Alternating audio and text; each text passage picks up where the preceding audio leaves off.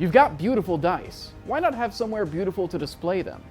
Reliquaries are artisan displays for your favorite dice, and they also function on your game table. I'm Chris, and I'm going to show you how to get started with Reliquaries.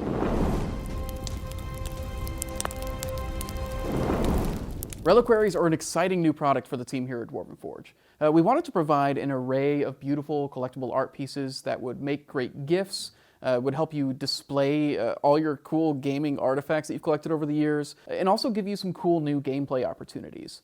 Why don't we start off by taking a look at how they work. So currently there are 5 families of Reliquaries: Elven, Elemental, Eldritch, Artificer, and Dwarven, as well as the standalone ability tracker, which we'll talk about a little bit later. Right now, every sculpt comes painted only. We're not doing an unpainted option, but they're also all still Dwarvenite, so, you know, this stuff's fine.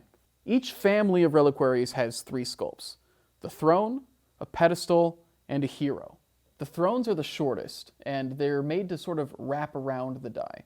Now, the pedestals are taller. They hold the die on top.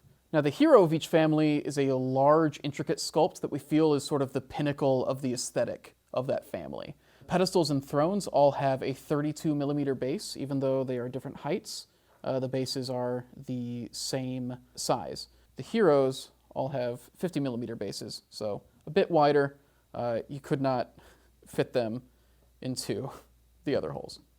Each of the heroes also has a custom LED. So for the dwarf, he's got this red LED that makes the eyes of the face on his anvil glow. And also, since the inserts are translucent, the red glow comes up through the insert and sort of underlights the dice a little bit.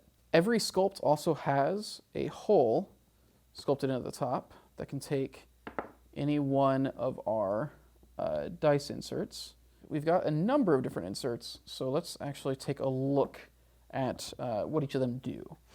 So we have 5 dice inserts in total. Each of them are sculpted to be able to hold different dice in your standard RPG set in different ways. Most of them can take multiple, but we're going to start off with the one that can't really. This is the D4 holder. The D4 is such a weird little shape, just a weird guy. He kind of needed his own insert to be able to hold him up properly. Now, I've got this one that has a triangle in it. This is best made for dice that have triangle vertices. So, for example, a D6.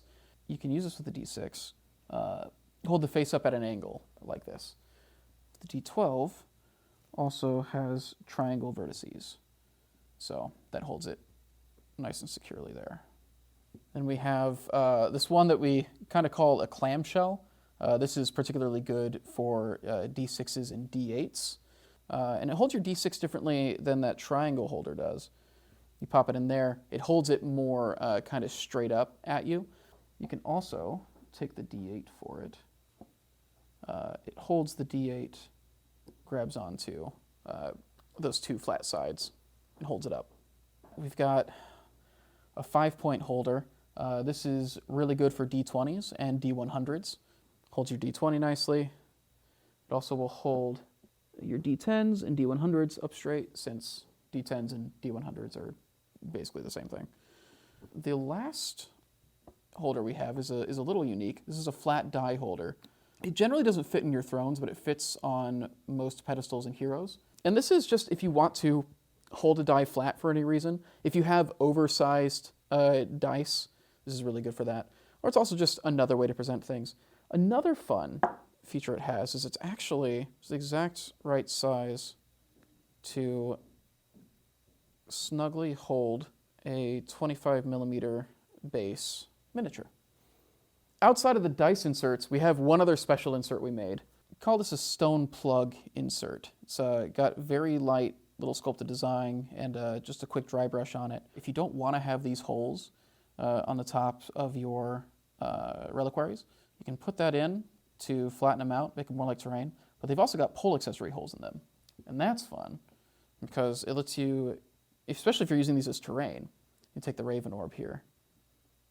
It lets you convert them into kind of terrain-topped pieces. It also stands on its own there. So if you've got these, you can use them to make a freestanding base to put pole accessories anywhere on your build if you want.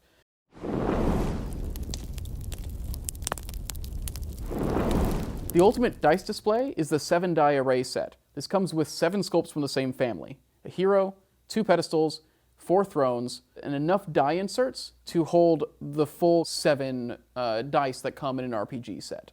We designed a solid mahogany display base that will arrange the reliquaries very nicely, so it'll look good on a shelf or on your desk or on the game table. We actually have 2 options for the display base. We have this plain wood grain here, as well as this one with an etched, laser engraved summoning circle design in the wood.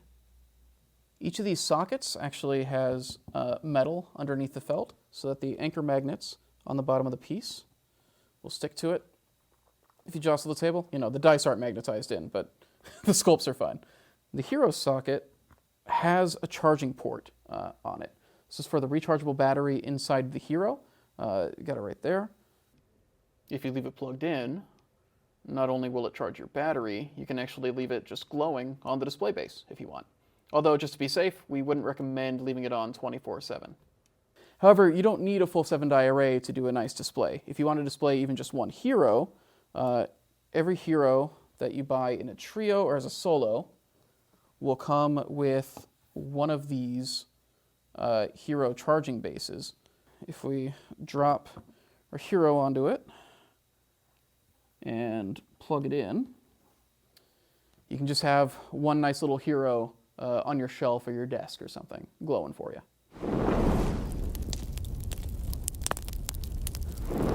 The Ability Tracker is a unique sculpt that sits outside of the Reliquary families. It's the backbone of our Analogue tracking system. This is a tangible way to keep track of your character abilities during an RPG, your life points and commander tax and magic, or anything else you can think of for your tabletop games. There's a lot of functionality packed inside this little sculpt. Let's dive in. So the first thing you'll probably notice is that the Ability Tracker is a little bit shorter and simpler than a lot of the other sculpts. That's because it's made for kind of some special purposes.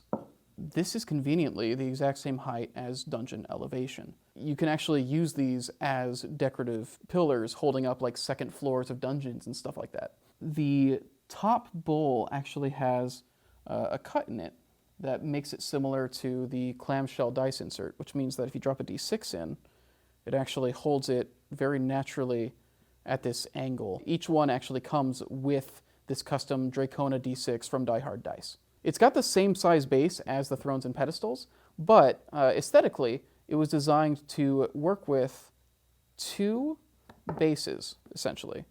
One of them is this tracker plaque. As you can see, it's now magnetized onto it. There's a bit of metal there, so it fits in very snugly and then holds it there. The purpose of the tracker plaque is to let you know what it is you're tracking. They come with several sheets of stuff like this. It's labels for different things that you might want to be tracking in your game. You got rage, ammunition, inspiration, sorcery points. And so D6 works for a lot of that stuff. But if you do decide that you want to track something that you need more than 6 for, like your sorcery points, for example, if you get to high level, you're going to have a lot of sorcery points. You can drop the D20 insert in there and put a D20, spin that around to keep track of what it is you're tracking. Now, one of the most common setups that we're kind of expecting to happen is to use it to track spell slots. So we actually have 1st through 9th level spell slot labels. You could have a row of 4 like this, and you could be using the 1st through 4th level spell slot stickers, and that could be your setup. And if you want to track something that we don't have a label for, each sheet actually comes with some completely blank decals, and all these stickers have a dry erase coating on them, so you can take a dry erase marker and just make whatever label you want to make. Now, the other base that the Ability Tracker is meant to work with is this counter dial. It's got numbers on each side. It goes from 1 to 20 on one side, and then 21 to 40 on the other. As you can see, it's also got some metal in the middle and all these notches here. So what's nice about it is Ability Tracker sits on it, magnetizes real nicely, and then you can just... All the notches are cut so that this little pointer on the base of the tracker will turn exactly to the numbers, and you can count down. The most common use case that we had in our mind with this was Magic the Gathering. That's why we went up to 40. It's a good way to track your life points. You can use it for a lot of other things, though. You can use it for counting down resources. You can even drop this in the middle of a build, in the middle of a dungeon in a game, and maybe like this is ticking down every turn or something. But if you're tracking your life points in Magic with the counter dial, you can also put the D6 on the top and use this to track your commander attacks. So every time you summon it, you can roll it up. A little more fun than a spin down, I think. Now, here's another cool thing. Remember how I said earlier that the ability tracker has the same size base as thrones and pedestals?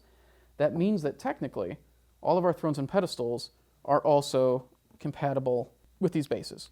You can actually have the Artificer set and use it to track your Artificer spell slots if you'd like. And if you want to use them with the counter dial, each sculpt actually has, worked into the design, a little indicator. Even the Elven Pedestal has a little pointer to indicate what number it's on if you use it for the counter dial. Just some fun cross-compatibility. We figured if we can work that in, we might as well, you know.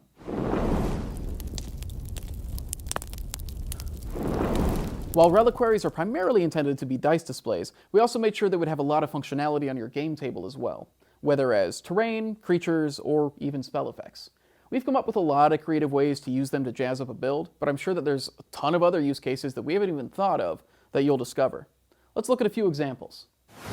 The Dwarven set looks like Dwarven architecture, so it's really great for sprucing up dungeons. And the Dwarven hero is such an impressive, towering sculpture that looks like a statue that you could say this is a temple to Moradin or to whatever your Dwarven crafting god might be.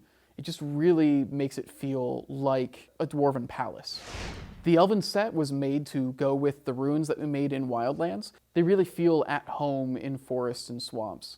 They also make particularly good wargaming objectives.